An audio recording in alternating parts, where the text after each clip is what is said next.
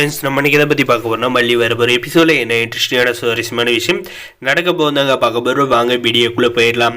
நம்முடைய மல்லி பார்த்திங்கன்னா ரொம்பவே கிரிட்டிக்கல் கண்டிஷனில் இருக்காங்க அப்படின்ற மாதிரி டாக்டர் சொல்கிறாங்க. எங்களால் முடிஞ்ச முயற்சி பண்ணிட்டோம், இதுக்கு மேலே ஆண்டவனோட கையில் தான் இருக்குது அப்படின்ற மாதிரி சொன்னது பார்த்திங்கன்னா, டாக்டர் நீங்களே அப்படி சொன்னால் நாங்கள் என்ன தான் பண்ணுறது அப்படின்ற மாதிரி சொன்னோம். இதுக்கு மேலே நீங்கள் எங்கள் மேலே நம்பிக்கை வைக்கிறோம், அந்த ஆண்டவன் மேலே நம்பிக்கை வச்சா மட்டும்தான் மல்லி உயிர் பொழைப்பாங்க. ஏன்னா அவங்கள கடிச்சது மிக விசவக்கூடிய பூச்சி அப்படின்ற மாதிரி சொன்னதும் பார்த்திங்கன்னா, நம்முடைய விஜய் முதல்ல நம்முடைய மல்லிக்காக ப்ரே பண்ணுறாங்க. நம்முடைய வெண்பாவும் பார்த்திங்கன்னா, ஐயோ அம்மா என்னால் தான் உனக்கு இப்படி ஆச்சு அப்படின்ற மாதிரி அழ ஆரம்பிச்சுறாங்க. வெண்பா நீ கவலைப்படாத, மல்லி கண்டிப்பாக உன்னவன் என்ன விட்டு போக மாட்டா அப்படின்ற மாதிரி தைரியம் தராங்க. நம்முடைய விஜய் பார்த்தீங்கன்னா, ஆண்டவா நான் எவ்வளவோ மல்லியை திட்டியிருக்கேன், ஆனால் ஆள் மனசுலேருந்து திட்டல, எனக்கு அவளை ரொம்ப பிடிக்கும், என் மகளுக்கு தாயை அவளை தவிர அந்த இடத்த வேறு யாரும் நிவர்த்தி பண்ண முடியாது, அவள் எப்படியாவது பொழைச்சி வரணும் ஆண்டவா அப்படின்ற மாதிரி பார்த்தீங்கன்னா கடவுள் கையில் வேண்டிக்க போகிறாங்க. நம்மளுடைய அன்னபூர்ணி அம்மாவும் பார்த்தீங்கன்னா, என் மக யாருக்கும் எந்த ஒரு துரோகம் பண்ணதில்லை, அவளுக்கு மட்டும் ஏன் இவ்வளோ கஷ்டங்களை கொடுக்குற அப்படின்ற மாதிரி பார்த்தீங்கன்னா ஆண்டவங்கிட்ட வேண்டுறாங்க. நம்மளுடைய மல்லி கூடிய சீக்கிரம் நம்முடைய வெண்பாவுக்கும் விஜய்க்காகவுமே பொழைச்சி அவங்க கூட சேர்ந்து வாழணும். அந்த டைம்லேயாவது நம்மளுடைய விஜய் மல்லி மேலே கோவப்படாத பாசமாக நடந்துக்கணும் அப்படின்னு நினைக்கிறவங்க மறக்காத நம்ம வீடியோக்கு ஒரு லைக் பண்ணுங்கள்.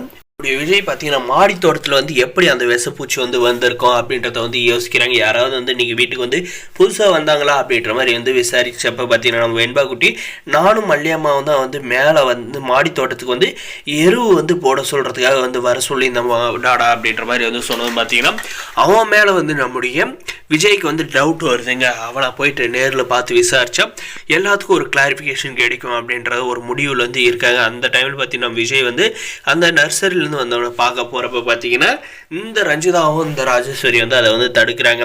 ஏன்னு பார்த்தீங்கன்னா, அவன் வேலையை பார்த்துட்டு போயிருப்பான், அவங்ககிட்ட போயிட்டு விஷப்பூச்சியை எடுத்துகிட்டு இந்த இடத்துல விட சொன்னதே ராஜேஸ்வரி தாங்க. அதனால் அவனை போயிட்டு விசாரித்தா நான் கண்டிப்பாக இந்த ராஜேஸ்வரி மாற்றுறது உறுதி. இதனால் நம்ம விஜய் கோவப்பட்டா அந்த ராஜேஸ்வரி வீட்டை விட்டு வெளியே அனுப்பி துரத்தி விட்டுருவாங்க. இதுக்கு பிறகு அந்த ரஞ்சிதாவுமே கூட சித்தின்னு பின்னாடியே போக வேண்டியதாங்க. அதனால் நம்முடைய விஜயோட முயற்சியை இவங்க வீணடிக்க போகிறாங்களா, இல்லை இவங்களுடைய முயற்சியெல்லாம் தடுத்து நம்முடைய விஜய் சார் போயிட்டு அவனை பார்த்து அடித்து விசாரிக்கிறதுல அவன் உண்மையாக கக்கிட்டானு வைங்களேன், அவ்வளோதான் இந்த ராஜேஸ்வரியோட நிலைமை. அதுக்கப்புறம் நம்ம அன்னபூர்ணி அம்மா சும்மா இருப்பாங்களா, இவ தான் இதை பண்ண சொல்லியிருக்கானா, அவளெல்லாம் தூக்கி போட்டு அங்கேயே டங்குன்னு மெரிச்சு டான்ஸ் ஆட மாட்டாங்க.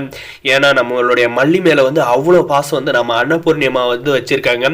நீங்களும் ஒரு பொண்ணு தானே, எதுக்காக அவன் மேலே இவ்வளோ வன்மத்தை காட்டுறீங்க அப்படின்ற மாதிரி நம்மளுடைய விஜயமே கேட்க போகிறாங்க. அவளை எனக்கு பிடிச்சிருக்கு, ஆள் மனசில் பிடிச்சிருக்கு, ஆனால் எல்லாம் நீங்கள் சொல்கிறத கேட்டு அவன் மேலே கோவப்பட்டு தான் நீங்கள் எனக்கு மல்லியை சுத்தமாக பிடிக்காது அப்படின்றத முடிவு பண்ணிவிட்டு மல்லியை இந்த வீட்டை விட்டு அனுப்பிட்டு அந்த ரஞ்சிதாவை எனக்கு கல்யாணம் பண்ணி வைக்கணும்னு முடிவு பண்ணுறீங்களா, அக்கான்னு கூட பார்க்க மாட்டேன், கொலை கூட பண்ணுறோம், மரியாதையாக சொல்கிறேன், இனிமேல் இந்த மாதிரி வேலையெல்லாம் வச்சுக்கிட்டேன்னா நானே போலீஸை கூப்பிட்டு பிடிச்சி கொடுத்தோம் அப்படின்ற மாதிரி இந்த ராஜேஸ்வரி மிரட்ட போகிறாங்க. நம்ம மல்லி பொழைச்சி வரணும்னு நினைக்கிறவங்க மறக்காம சப்ஸ்கிரைப் பண்ணுங்கள். தேங்க்ஸ் ஃபார் வாட்சிங் கைஸ்.